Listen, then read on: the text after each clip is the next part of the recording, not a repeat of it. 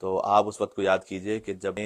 بنی آدم سے اور ان کی پشتوں سے جو اولادیں آنے والی ان سب سے ایک عہد، اور وہ عہد یہ لیا تھا کہ الست بربکم، کیا میں تمہارا رب؟ اس لیے اس دن کو روز الست بھی کہا جاتا، کیا میں تمہارا رب نہیں ہوں؟ قالوا شہدنا، قالوا بلا شہد، سب نے کہا کہ اے پروردگار ہم تجھ سے یہ عہد لیتے اپنے نفسوں پر گواہ بناتے ہوئے اپنے آپ کہ تو ہمارا رب۔ اچھا، یہاں پر یہ سب نے کا لفظ میں نے اس اعتبار سے استعمال کیا، اللہ سبحانہ و تعالیٰ نے جمع کا صیغہ استعمال کیا ہے، یعنی بہت سو نے اس بات کا ہے۔ کچھ نے اس عہد کو جو ربوبیت کے ساتھ ساتھ خلیفۃ اللہ کی خلافت کا تھا، کیونکہ اللہ کی ربوبیت کا عہد اس وقت تک پورا نہیں ہوتا جب تک اللہ کی خلافت کا عہد نہ پورا کیا جائے۔ سب سے پہلی مثال اس کی شیطان کہ وہ رب کو مان رہا ہے لیکن خلیفہ رب کو نہیں۔ تو اللہ سبحانہ و تعالیٰ نے ایک مثال ہمارے سامنے قائم کہ جو اللہ کو ماننے کے بعد بھی خلیفۃ اللہ کو نہ مانے، اس کی عبادت بھی معصیت، اس کی عبادت بھی شیطنت۔ اور اس سلسلے میں حدیث میں آپ کی خدمت میں پہلے پیش کر چکا ہوں کہ جو ناصبی ہے وہ نماز پڑھے یا زنا کرے برابر ہے۔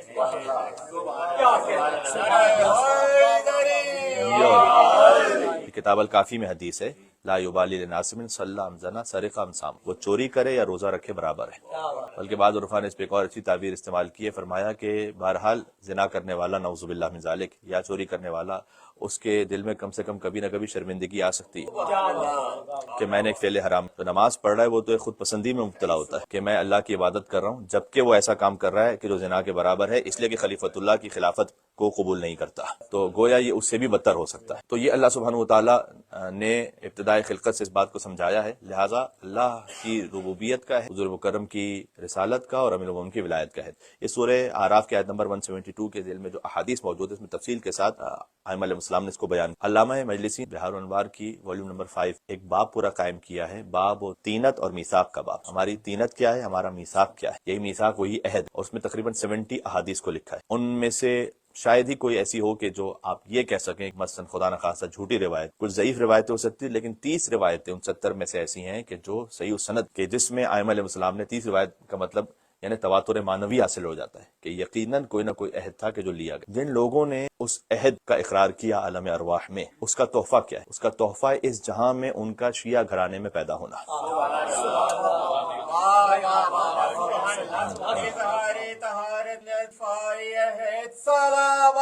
اللہم صلی علی محمد وعلی محمد۔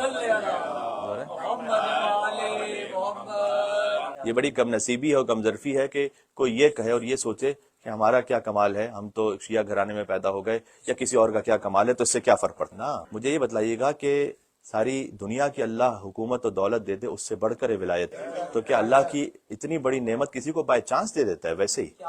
بغیر کسی سبب کے، بغیر کسی وجہ کے، بغیر کسی مصلحت؟ وما تسقط من ورقۃ،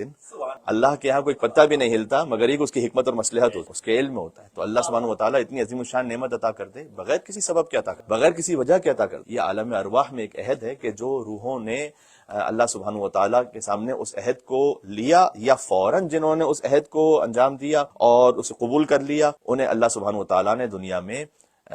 شیعہ بنایا، شیعہ گھرانے میں پیدا کیا، اہل بیت علیہ السلام کی ولایت عطا کی۔ البتہ ان 30 روایات میں سے ایک روایت میں یہ بھی جملہ ہے کہ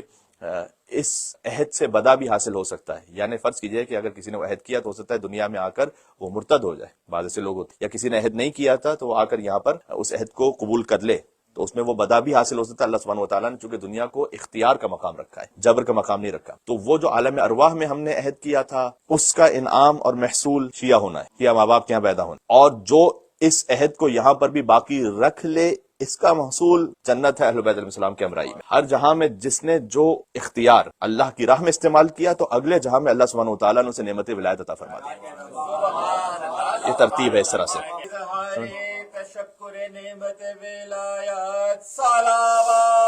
اللہم صلی علی محمد وعلی محمد۔ ایک مرتبہ ہے کہ ہم زیارت جامع کبیرہ کو پڑھتے ہیں ثواب کے لیے، ایک مرتبہ پڑھتے ہیں تجدید بیعت کے لیے، اس تجدید عہد کے لیے جو ہم نے عالم ارواح میں کیا تھا اہل بیت علیہ السلام کے ساتھ، اس خاطر ہے کہ ہم اس زیارت، اور یہ بات یاد رکھیے گا کہ زیارت جامع کبیرہ ہماری انتہا کا نام ہے، اہل بیت کی انتہا کا نام نہیں ہے، یہ خود زیارت جامع کبیرہ میں موجود ہے۔ لا ابلغ من المدح، کہ اہل بیت میں آپ کی مدح کی گہرائی تک اس کی آخری انتہا تک پہنچ ہی نہیں سکتا۔ تو یہ جو یہاں بیان ہو گیا یہ آخری انتہا نہیں، یہ فائنل نہیں ہے۔ کیف اصف حسن ثنائکم، کیسے میں آپ کی ثنا کا حسن بیان اور کیسے میں آپ کے مقام کا وصف بیان۔ تو یہ جو بیان ہوا یہاں پر یہ ہماری ظرف کی انتہا، اس سے زیادہ ہم سمجھ ہی نہیں سکتے، تو وہ امام علی نقی السلام نے بیان کر دیا۔ اہل بیت کی انتہا نہیں، جیسے کہ ایک فقرہ اس فقید نے کبھی آپ کی خدمت میں نہج البلاغہ کے لیے عرض کیا تھا کہ نہج البلاغہ یہ علم علی کا نام نہیں، کشکول رضی کا نام۔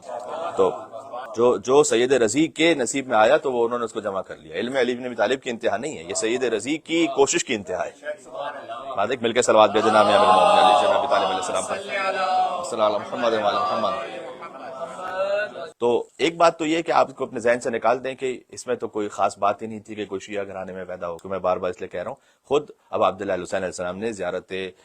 دعائے عرفہ میں اس بات کو بیان بھی فرمایا کہ پروردگار تیرا شکر ہے کہ تو نے مجھے اس خانوادے میں پیدا کیا۔ تو اس کا مطلب ہے کہ اللہ کوئی نعمت بغیر کسی سبب کے عطا نہیں کرتا۔ مثلا واقعہ ہے امام صادق علیہ السلام کے پاس ایک خادم تھا، بہت زمانے سے ایک شخص آیا امام کے پاس اور اس نے آ کر اس خادم سے یہ کہا کہ تم زندگی گزار چکے ہو یہاں پر، بوڑھے بھی ہونے لگے، میرے پاس بڑی کثیر دولت ہے، تو ایسا کرتے ہیں کہ تم میری دولت لے لو اور مجھے یہاں کی خدمت دے دو۔ تو وہ شخص گیا امام کے پاس اور اس نے جا کر کہا کہ عجیب سوال کیا، اس نے کہا کہ کیا مجھ تک کوئی خیر پہنچنا چاہے تو آپ روکیں گے؟ اب اس نے جس چیز کو خیر سمجھا، امام نے کہا کہ اگر تم تک کوئی خیر پہنچتا ہے تو نہیں روک، کیوں روک؟ کہا کہ بس ایک خیر مجھ تک پہنچ رہا ہے کہ ایک شخص آیا ہے کہ جو آپ کی خدمت کرنا چاہتا ہے، اس کے صلے میں وہ اپنی دولت دے رہا ہے، لیکن وہ آپ کی خدمت، میں بوڑھا ہو چکا ہوں، وہ اب مزید آپ کی خدمت کرے گا۔ تو امام نے کہا جو تمہیں منظور ہے ہم تمہیں روکیں گے نہیں۔ وہ جانے لگا تو امام نے کہا کہ چونکہ اتنے زمانے تک تو نے ہماری خدمت کی ہے تو تمہارا ایک حق ہے کہ ہم تمہاری ہدایت کریں۔ اس کے بعد امام نے فرمایا کہ قیامت میں جب عرصہ محشر ہوگا، اولین اور آخرین جمع ہوں گے، تو رسول اللہ کے ہاتھوں میں، تعبیر اس طرح سے، ظاہر ہم جانتے ہیں اللہ کا کوئی دامن، اللہ کا دامن رسول اللہ کے ہاتھ، اور ہم اہل بیت کے ہاتھوں میں رسول اللہ کا دامن، اور ہمارا دامن ہم شیعوں کے، ہمارے شیعوں کے ہاتھوں، اور اس وقت جو ہم سے جتنا قریب ہوگا اتنا ہی اہل نجات ہوگا۔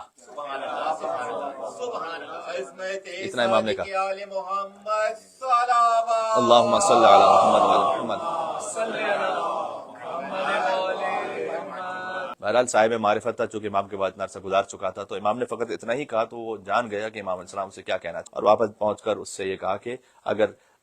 تو دنیا جہاں کی دولت بھی مجھے دے دے تو میں اس خدمت کو نہیں چھوڑوں۔ تو یہ جو اتنی عظیم الشان نعمت ہے تو اللہ بغیر وجہ کے کسی چانس کی وجہ سے کسی کو دے رہا ہے کہ ہم چند کلومیٹر کہیں اور پیدا ہوئے ہوتے تو یہ تھا تو یہاں ہوگا۔ اللہ سبحانہ و تعالیٰ نے کس جسم میں کس روح کو داخل کرنا ہے، یہ وہ روح ہے کہ جس نے ولایت کا اقرار کیا ہوا ہے۔ عالم ارواح ہے،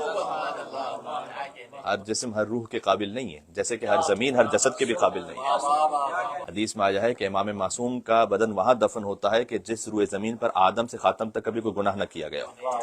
اس مقام پر جہاں ولی اللہ کا جسم دفن ہوتا ہے، حضرت آدم سے لے کر آج تک قیامت تک اس مقام پر کوئی گناہ نہیں کیا جا سکتا، یعنی اس میں گناہ نہیں ہوا ہو، تب جا کر امام معصوم کا بدن وہاں دفن۔ ہر زمین یہ لیاقت نہیں رکھتی کہ اب عبداللہ علیہ السلام کے وجود کو تحمل کر سکے۔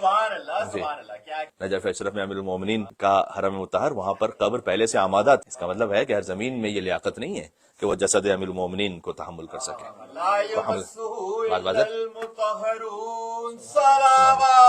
اللہم صلی علی محمد وعلی محمد۔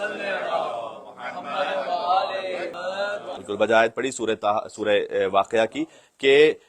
جب قرآن کو بغیر طہارت کے کوئی مس نہیں کر سکتا تو قرآن ناطق کو بھی بغیر طہارت باطنی کے کوئی مس نہیں کر سکتا۔ اور یہ جو عہد تھا، اس سے بات یہاں سے یہ بات آ گئی کہ یہ عہد فقط آپ جانتے ہیں کہ انسانوں سے نہیں لیا گیا، بلکہ کثیر احادیث میں ہے کہ جمادات سے بھی لیا گیا، نباتات سے بھی لیا گیا، حیوانات سے لیا گیا ہے۔ جس نے اس عہد کو اللہ کی بارگاہ میں عالم ارواح میں قبول کیا، یا جب بھی ان سے وہ عہد لیا گیا، ہو سکتا ہمارا عالم ارواح کچھ اور ہو، ان کے لیے کچھ اور، تو مثلا جس حیوان نے قبول کیا اللہ نے اسے حلال گوشت جانا، وہ اس لائق ہے کہ اس کا گوشت ایک مومن کے جسم کا حصہ بن سکے، سب کا نہیں۔ اس طرح جمادات پہ پیش کیا گیا، ہر پتھر ایک عقیق کے پتھر کی خاص بات، اس لیے کہ عقیق کا پتھر وہ ہے کہ جس نے سب سے پہلے علی ولی اللہ پڑھا جمادات میں،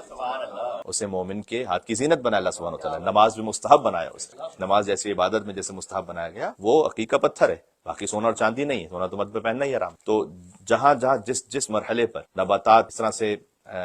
پھل میوے، جنہوں نے اس ولایت کو قبول کیا انہیں اللہ نے میٹھا ذائقہ عطا کیا، یا ایسا ذائقہ عطا کیا جو انسانوں کے لیے مرغوب اور محبوب۔ اب ایک بات ذہن میں رکھیں مولانا صاحب، یہ فرض کیجئے کہ وہ پھل جو میٹھے ہیں وہ سبھی کھا رہے ہیں، جو ولایت پر ہیں وہ بھی، جو ولایت پر نہیں ہے وہ۔ اس کی وجہ یہ کہ ایک باغبان ہے، اسے اپنے پورے باغ میں سے ایک خاص درخت بڑا، اس کا جو پھل ہے وہ خاص اسے محبوب، اس ایک درخت کی خاطر وہ پورے باغ کو پانی آدواز ہے۔ سبحان اللہ، سبحان اللہ، اللہم صلی علی محمد۔ اسے وہ پھول مرغوب، لیکن اس کی خاطر وہ بعض کانٹے بھی اس سے سیراب ہو جاتے، بعض ایسی جھاڑیاں بھی انہیں بھی پانی مل، اللہ تعالیٰ کافروں کو بھی دیتا۔ اصل اس پورے نظام تکوین کی خلقت کا مقصد لولاک لما خلقت الافلاق صرف رسول اللہ ہے، اور ان کے نور سے جو متصل تھے براہ راست، یعنی مولا علی علیہ السلام، یعنی چاردہ معصومین علیہ السلام۔ اصل مقصد ہی فقط یہ ہے، انی ما خلقت السماء والارض مدحیہ ولا کم، جو کچھ ہے وہ فقط ان کے لیے، باقی یہ کہ جو ہم اور آپ کو جو مل رہا ہے وہ ان کا نصیب ہے، اور پھر اوروں کو جو مل رہا ہے کہ جو ان کی ولایت پر نہیں بھی ہے، میں نے آپ سے مثال عرض کر دی کہ اللہ سبحانہ و تعالیٰ کا ایک نظام ہے، اصل میں اس نے ان کی خاطر خلق کیا ہے، ان کی خاطر وہ سب کو کھلا رہا ہے۔ اب یہ ایک خلاصہ یہ ہو گیا کہ وہ عہد تھا کہ جو اللہ سبحانہ و تعالیٰ نے ہم سے لیا۔